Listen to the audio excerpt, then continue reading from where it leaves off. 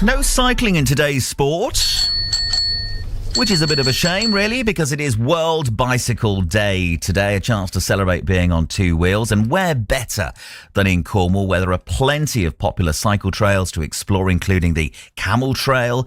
There's the West Kernow Way and one just down the road from Truro at Bisso. Robbie says he loves the options you have for off-road cycling here. They come by quite close, and if you're a little less confident on it, then it can be a bit daunting. So yeah, you have to build your confidence up on the trails before you go out on the road. It's great. We've got a lot of options down in Cornwall for bike trails, and coast to coast is a lovely one. Yeah, talking there about the difference between being on the public roads and the cycle trails too. Our reporter Martha Dixon has been in Saltash. She asked people there if they were keen cyclists. Do you cycle a bike? No. Why haven't you been for years? I think I just got to put it in the shed and that was it, really. Do you cycle? No, Oh, why not? because it's too hilly here. When do you think the last time was that you cycled a bike? I've never had a bike. What would encourage you to cycle, do you think? More cycle lane? Fewer hills, maybe? Yes, definitely, yeah. Can I just ask, do you cycle? Not at the moment, but I do like cycling, and I'm registered with the Barrel Bikes. Oh, wonderful. So you enjoy cycling? Yes. And what would make you cycle more, do you think? Accessible paths, somewhere to know where all the cycle paths are, and a map of where they are. Advertised on Healthy Cornwall websites, maybe. What do you like about it? Fresh air, exercise, some social interaction if you cycle with someone else. Do you cycle? No. We do have bikes, but I don't use them. My thighs aren't good enough. What would make you get out there and get cycling, do you think? Electric bike. There's a famous family story of me falling off a bike in the Scilly Isles because it was such a nice day that I closed my eyes. So I'm not a cyclist, no. She was living the moment, but unfortunately came a cropper. That is Martha Dixon there speaking to people in Saltash with their bike stories. The Bikeability Trust is an organisation which works to make sure everyone has the confidence to cycle. The charity also delivers the Department for Transport's National Cycle Training Programme for school children across Cornwall and the rest of the country. Emily Cherry is its chief executive and is with me this morning. Hi, Emily. Morning to you.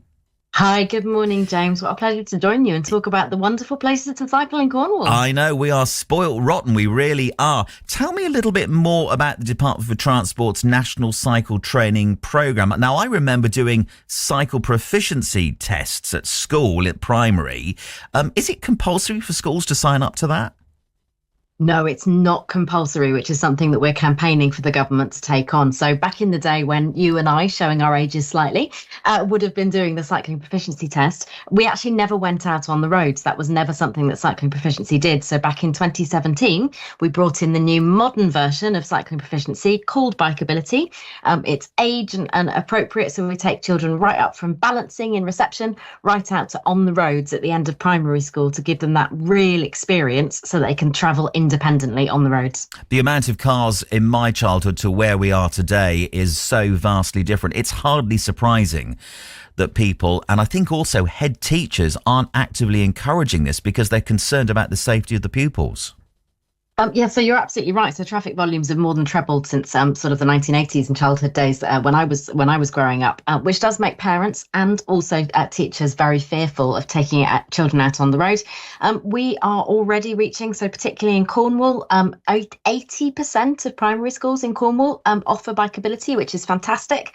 But we know that for some head teachers, it is safety, but it's also the fact it's not on the curriculum will stop them from giving this life skill to children. And we delivered, I think, just shy of 6,500 children in Cornwall this last financial year were trained in Bikeability. Which is great to hear that. I know as well that when there's new infrastructure that's going in, very often now you do see a dedicated cycle lane. That must be making a difference both in terms of usage and perhaps confidence.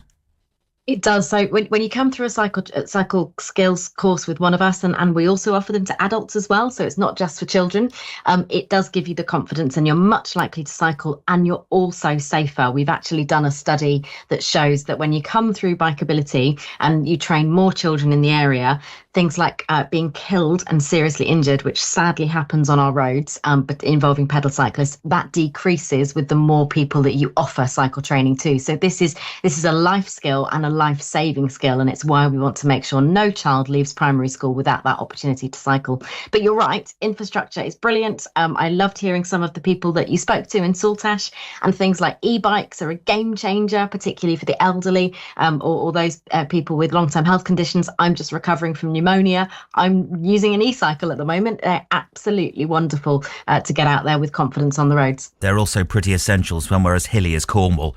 Quite a lot of people say that's the thing that gets them out on the bike. If they were on the push bike, they might not be able to manage it. I'm intrigued, though, that you can do this training as an adult as well. It's not just for children. Yeah, so we've got, so around the country, we've got about 3,000 instructors. If anyone, and particularly if you're just, I think I heard of some of your people in Saltash were saying, oh, I'm just not confident, or a bike's in my garage and I need to use it out again. You can head to Bikeability website, and then you can find the local team, find their details in Cornwall, and they should be able to offer you some adult training as well, which is great. We've got a passionate team of instructors who just love to give you those skills. And there are 4 top tips we teach everyone, and they really transform your confidence on the roads. Wow. Do you know what? I fancy doing that. I'm going to have a look at that after the show and see if I can get myself on one of those. That sounds like great fun. And also, if it makes the difference and make you feel a bit more positive and confident, then that's going to be a winner, isn't it? It certainly is. And if you're following the TV chef Rosemary Schrager, she's setting off and doing a cycle between Land's End and then up to Folkestone and Dover, 450 miles. She started on Sunday in Cornwall, and she's doing that to raise awareness. And she did cycle training with one of our instructors. She had never cycled before, and we've trained her to get her onto the road to do a 450-mile challenge. What an endorsement that is of your teaching and tuition there. Yeah, we heard about Rosemary's challenge on BBC Radio Cornwall over the weekend, and we wish you well with that. Emily, lovely to talk to you this morning. Thank you so much for being with me. Emily Cherry there, the Chief Executive of the Bikeability Trust.